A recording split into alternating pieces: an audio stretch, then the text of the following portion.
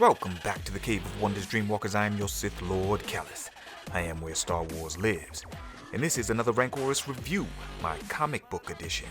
So if you're new here to the channel, listen, I need you to subscribe, hit that like button, and then turn on notifications so you can join the Dreamwalkers on our journey.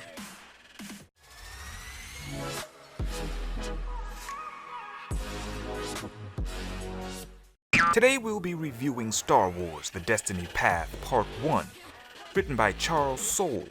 Jesus Saez is the artist and colorist along with Arif Prianto. R.B. Silva and Guru Effects are the cover artists. Now let's jump into the story.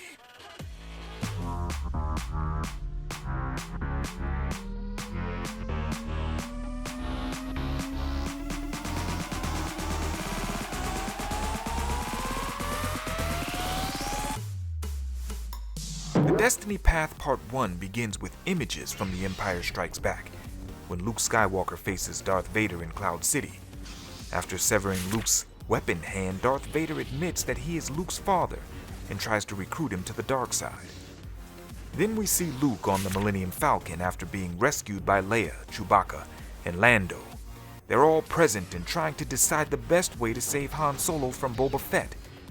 Now this is Lando's first encounter with Luke, and when Leia tells him that Luke is the one that actually destroyed the Death Star, he finally understands exactly why Darth Vader was looking for him.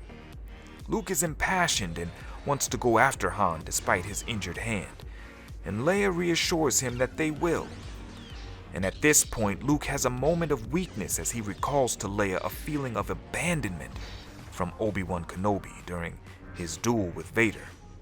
Luke tells her that he reached out to Ben through the Force, but Ben did not answer him. This scene directly connects the scene on Dagobah in Empire Strikes Back, where Obi-Wan Kenobi tells Luke that if he chooses to face Vader, he will have to do it alone. He can't interfere. And what Obi-Wan is referring to in this scene is from the novel Splinter of the Mind's Eye, actually, where Luke faces Vader for the first time and Obi-Wan possesses him in order to defeat the Sith Lord. Leia comforts Luke and then rallies the crew to return and help the rebel fleet. Lando objects, at first, recognizing that the Falcon has been marked by the Empire, but Chewie persuades him with a mighty roar. Now meanwhile, in the Mid-Rim, the rendezvous point Delta 3, the Rebel fleet's 4th Division is engaged in a fierce battle with the Empire. Aboard the Imperial Star Destroyer Tarkin's Will, Commander Zara. Her operation is unfolding as planned. The rebels are pinned against the sun at their back and the Imperial fleet in their fronts. Frigates, A-Wings, and X-Wings are being destroyed by the dozen.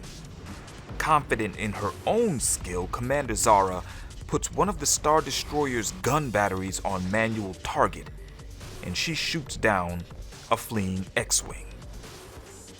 A group of soldiers aboard a Corellian corvette are engaged in conversation. One particular soldier is watching the squad of A-Wings with great interest as they provide cover for the corvette. This soldier's last name is Dameron, and his wife is flying as part of the Green Squadron. They have a son that we can assume is Poe Dameron.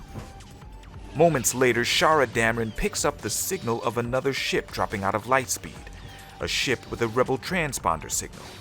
It's none other than the Millennium Falcon. Recognizing the danger this ship represents and the potential to end the rebellion with the death of Leia Organa, Commander Zara orders an entire squadron of TIEs and any free turbo lasers to target the Falcon. It's overkill, of course, but failure is not an option for Zara. Now at this point, Leia heads to the top turret in the Falcon, and she sends Luke to the second one in the belly. With his one hand, he realizes the challenges he's about to face, but there is no other choice. Lando takes the pilot seat after some pushback from Chewbacca, and they figure out a way to get the rebel frigates clear of the blockade. You see, Han Solo and Chewbacca have made a few missile modifications on the Falcon, with enough firepower to eradicate the gun emplacements on one of the Imperial light cruisers. 8 shots should give the Rebel frigates the chance to escape. Luke and Leia man the turrets with minimal success. Luke's handicap is frustrating and he can't focus. He's thinking about Ben's abandonment and the betrayal, not telling him that Darth Vader is his father. When he finally does gain his concentration and let the Force flow through him, he is able to take control of the TIE fighters, which gives Leia the opportunity to shoot them down. Lando makes his attack run, destroying the gun batteries to create a hole, and the entire Rebel fleet manages to jump to light speed. Now, when Commander Zara has to contact Lord Vader on the Executor to report the progress of the battle, Vader is far more forgiving than normal. He warns the Commander that she is never, ever to attack the Millennium Falcon, and awards her with another opportunity to prove herself, and she graciously accepts. The Rebel fleet rendezvous at Backup Point Gamma 9, where Lando Calrissian is welcomed as a guest of the rebellion. Leia is curious to know how the Empire was able to locate the rendezvous and that of possibly 8 other Rebel cells throughout the galaxy. Now, C-3PO painfully states the odds and the probability of such a thing happening, and they conclude that the more likely scenario is that the Empire has found a way to break the Rebel codes. At this point, alone in his chambers, Luke tries to reach out to Yoda since Ben is unresponsive. And when Yoda also seems to ignore his call in the Force, Luke loses his anger and he breaks the chamber window with a Force repulse.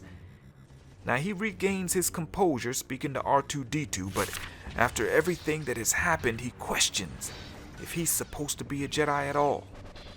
And that is where this story ends. This is part 1 of the series. Now, I thought the art was great throughout the entire book. Google Effects does his thing. The story was consistent and felt true to the established characters as we know them, Luke, Leia, and Lando.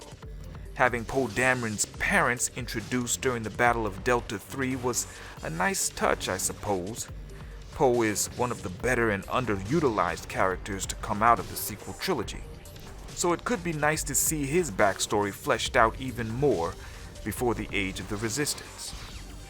Commander Zara was an interesting addition as well, but ultimately I was most invested in Luke Skywalker and learning what he did during the time between Cloud City and the rendezvous point at the end of The Empire Strikes Back.